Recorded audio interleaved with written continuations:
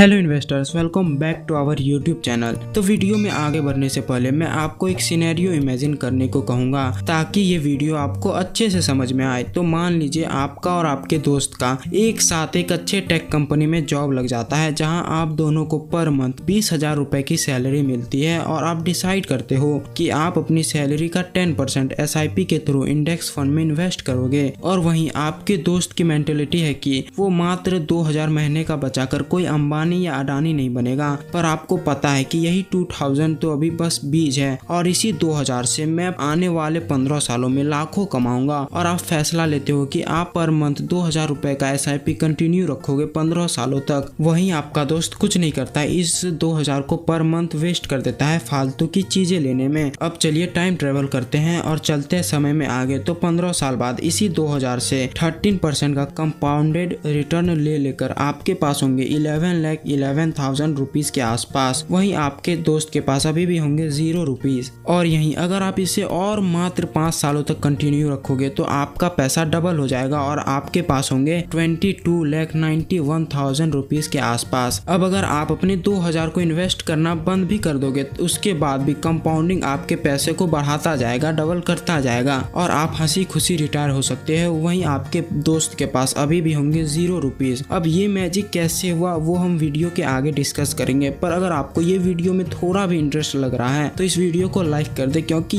इससे हो सकता है आपके आने वाले फाइनेंशियल सिचुएशन में सुधार हो। और हमारे चैनल को सब्सक्राइब करके नोटिफिकेशन बेल को ऑन पे सेट कर दें। तो दोस्तों आज हम जानेंगे कि अगर आपके पास 10,000 है या रेगुलर इनकम का कोई सोर्स है तो आप उसे कहाँ इन्वेस्ट कर सकते हो, जिससे आने वाले समय में आप एक करोड़पति बन के रिटायरमेंट ले सकते हो और अपने रिटायरमेंट को एंजॉय कर सकते हो। तो सबसे पहले अगर आपके पास रेगुलर इनकम का कोई सोर्स है तो आपके पास इन्वेस्ट करने के कई सारे रास्ते हैं, पर जो मेनली 7-8 रास्ते हैं वो हम इस वीडियो में डिस्कस करेंगे। पहला, keeping your money in saving account. अब अपने डेली यूज के लिए सेविंग अकाउंट में 10-20 हजार रुपए रखना ठीक है, ये कोई गलत बात नहीं है, पर लाखों रुपए रखना इस मेंटेलिटी से कि मेरे फ्यूचर में ये पैसे काम आएंगे तो ये गलत बात है। इस तरह आप अपने पैसों का नुकसान कर रहे हो और इन्फ्लेशन आपके पैसे को धीरे धीरे खा रही है। अब वो कैसे, आइए समझते हैं। बहुत ही ज्यादा आसान तरीके से, यानी बच्चों की भाषा में। मान लीजिए आपके पास अभी है 5 लाख और आप इस पैसे को सेविंग अकाउंट में रख देते हैं, ये सोच के कि 10 साल के बाद जब आप रिटायर होंगे तो ये पैसे आपके रिटायरमेंट में आपको काम देगी। अब देखिए महंगाई दर यानी इन्फ्लेशन हर साल इंडिया में 7% इंक्रीज हो रहा है, यानी आज जो कार आपको 5 लाख में मिलेगा उसी कार की प्राइस 10 साल के बाद हो जाएगी 8,15,000 रुपीज। और एक सेविंग अकाउंट में अगर आप 5 लाख रुपए रखोगे तो आपको 3% का रिटर्न मिलेगा, जिससे 10 साल बाद आपके पास होंगे 6.7 लाख रुपीज, यानी पूरे 1,80,000 का लॉस। अब हमारे पास एक ही ऑप्शन बचता है, अपने पैसों का FD कराना, जो है हमारा सेकेंड पॉइंट, यानी fixed deposit of your money. अब देखिए फिक्स्ड डिपॉजिट करने से आपके पैसे की वैल्यू गिरेगी नहीं, FD का रिटर्न इन्फ्लेशन को कवर कर लेगा। जैसे अगर इस कार की प्राइस अभी 5 लाख है और 10 ईयर्स के बाद इसकी प्राइस 8,50,000 होगी तो आपके FD की वैल्यू भी इतनी ही होगी। Point number 3, bond and debenture. अब चलिए बॉन्ड और डिवेंचर को बहुत ही आसानी से समझते हैं। मान लीजिए इंडियन रेलवे है और इंडियन रेलवे को कुछ पैसों की जरूरत है, तो इंडियन रेलवे अपना कुछ एसेट्स के बदले आपसे कुछ अमाउंट लेगी और आपको एनुअली 8 to 12% का रिटर्न देगी। सेम यही मेथड जब प्राइवेट कंपनियां फॉलो करती है तो हम उसे डिवेंचर्स कहते हैं। अब देखिए लोगों को लगता है कि बॉन्ड और डिवेंचर्स में रिस्क फ्री होती है, पर यह गलत है। इसमें भी रिस्क होता है, पर स्टॉक्स के जितना रिस्क नहीं होता है, बहुत ही लो रिस्क होता है। Point number 4, putting your money in real estate. Real estate में इन्वेस्ट करने के लिए आपके पास मोटा पैसा होना चाहिए, और अगर आपके पास मोटा पैसा है तो आपको कांग्रेट्स, आप रियल एस्टेट से पैसा बना सकते हैं, बल्कि भारी पैसा बना सकते हैं। इसमें सिंपल समझने वाली बात यह है कि मान लीजिए आपको किसी टाउन में लग रहा है कि इस प्लॉट का प्राइस बढ़ने वाला है, तो आपको सिंपली वो प्लॉट या वो फ्लैट को खरीद लेना है और उसे रेंट पे लगा सकते हो, और जब उस स्पेसिफिक प्लॉट या फ्लैट का प्राइस बढ़ जाए तब आप उसे बेच के एक भारी मुनाफा यानी प्रॉफिट अपने घर पे ले जा सकते हो। Point number 5, crypto currency. Crypto currency ने कई सारे लोगों को मिलियनेयर बनाया है और कई सारे मिलियनेयर को इसने कंगाल भी किया है। बेसिकली क्रिप्टो करेंसी ट्रेडिंग के लिए प्रसिद्ध है, क्योंकि इसमें कोई भी फंडामेंटल एनालाइज नाम की कोई चीज है ही नहीं। आपको बेसिकली किसी भी क्रिप्टो करेंसी के चार्ट के पैटर्न को समझकर पता लगाना होता है कि ये कॉइन ऊपर जाएगी या नीचे। एक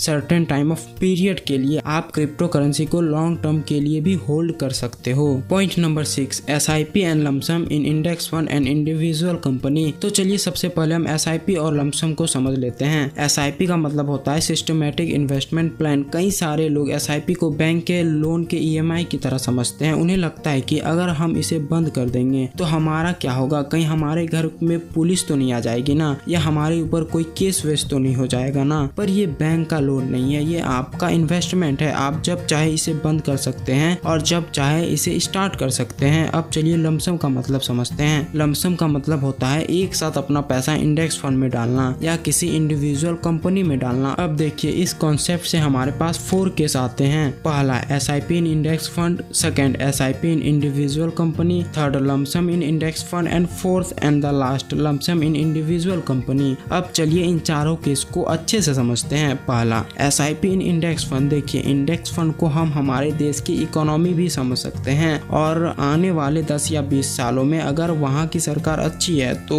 वहाँ की इकोनॉमी जरूर ही बढ़ेगी। और हमने देखा SIP का मीनिंग होता है एक डिसेंट अमाउंट को हर एवरी मंथ अपने देश की इकोनॉमी में लगाना, जिससे हमारे पैसे के डूबने का रिस्क बहुत ही ज्यादा कम हो जाता है। और हम चाहे तो हम इस SIP को आज से स्टार्ट कर सकते हैं, पर मार्केट से इस पैसे को कब निकालना है ये हमें खुद मार्केट ही बताएगी, जिससे हम एक अच्छा रिटर्न ले सकते हैं। और हम SIP स्टार्ट करते हैं तो हमें ये एज्यूम करना होता है कि आने वाले 5 से 10 सालों के लिए मार्केट बंद रहेगी, इसीलिए जो पैसा हमें इमीडिएटली चाहिए उससे हम SIP स्टार्ट न करें तो ये हमारे लिए बेहतर होगा। अब चलिए सेकेंड केस को डिस्कस करते हैं, जो है लमसम इन इंडेक्स फंड। इसमें हमें थोड़ा मार्केट को समय देना होता है और ये पता लगाना होता है कि मार्केट कब ऊपर है और कब नीचे है, और जब मार्केट नीचे हो तभी हमें अपना सारा पैसा इंडेक्स फंड में इन्वेस्ट करना होता है। अगर जब मार्केट हाई पे है तब हम अपना सारा पैसा डालकर, मार्केट जब लो पे है तब हम अपना सारा पैसा अगर विड्रॉ करेंगे तो हमें भारी नुकसान का सामना करना पड़ सकता है। इस सेकेंड केस से हमसे एक्सपेक्ट किया जाता है कि हम एटलीस्ट हर हफ्ते मार्केट को एनालाइज करें ही करें, जिससे हमारे पैसे डूबने के चांस कम हो सकते हैं। थर्ड केस है SIP इन इंडिविजुअल कंपनी, यानी हर मंथ किसी भी कंपनी में पैसे लगाना। अब देखिए हम इसे SIP नहीं कर सकते क्योंकि हम इसमें हर मंथ पैसे नहीं लगाते हैं, बल्कि हम हर क्वार्टर में इसमें कंपनी के बैलेंस शीट को पढ़ कर इसमें पैसे लगाते हैं, जिससे हम कंफर्म हो जाते हैं कि हम सही कंपनी में पैसे लगा रहे हैं। अब देखिए हर क्वार्टर 4 मंथ का होता है, जिससे हम इसे SIP नहीं कर सकते, पर ये लमसम अमाउंट भी नहीं है। अब देखिए इसे पिछले 2 केस के मुकाबले रिस्क ज्यादा होता है और रिवॉर्ड भी ज्यादा होता है, क्योंकि अगर हम रिलायंस पावर जैसी कंपनी में पैसे लगाते हैं तो हमारा पैसा डूब सकता है, पर वहीं अगर हम इसे टाइटन जैसी कंपनी में अपना पैसा लगाते हैं तो ये हमें माला माल भी कर सकती है। अब चलिए फोर्थ केस को डिस्कस करते हैं, जो है लमसम इन इंडिविजुअल कंपनी। इसका मतलब होता है कि हम अपना सारा पैसा एक ही समय में किसी कंपनी में डाल रहे होते हैं। इसमें हमें मार्केट को समय देना पड़ता है और हमें अच्छे से किसी भी कंपनी को एनालाइज करना पड़ता है। अब मान लीजिए हमें फंडामेंटल एनालाइज करना अच्छे से नहीं आता है और हम थोड़ा बहुत एनालाइज करके सद्भाव इंजीनियरिंग लिमिटेड नामक कंपनी में पैसे लगा देते हैं तो हमारा 90% कैपिटल डूब जाएगा। आप ये जाके गूगल पे भी सर्च कर सकते हो सद्भाव इंजीनियरिंग लिमिटेड का शेयर प्राइस। वहीं अगर हम थोड़ा रिसर्च करके, थोड़ा एनालाइज करके अच्छे से किसी कंपनी का पूरा बैलेंस शीट पढ़ के रिलायंस जैसी कंपनी में पैसे डालते हैं तो ये हमें मल्टी मिलियनियर भी बना सकती है। अब चलिए देखते हैं कि हमारे पास क्या क्या बेहतर ऑप्शन है। इस पे हमने 6 पॉइंट को डिस्कस किया। पॉइंट नंबर 1, अपने पैसों को सेविंग अकाउंट में रखना। जो हमने देखा कि अगर हम अपने पैसों को सेविंग अकाउंट में रखें तो ये हमारे पैसों की वैल्यू घटा देगी। पॉइंट नंबर 2, अपने पैसों का फिक्स्ड डिपॉजिट करना। इस पे हमने देखा कि इसमें ना तो हमारा पैसा घटेगा और ना ही हमारा पैसा बढ़ेगा। FD हमारे पैसों को लेकर इन्फ्लेशन के साथ साथ खुशी खुशी बढ़ती रहेगी। Point number 3, invest in bond. इसमें हमने देखा कि बॉन्ड में रिस्क भी कम है और रिवॉर्ड भी कम है, यानी अगर हमें लो रिस्क के साथ प्रॉफिट लेनी है तो हमारे लिए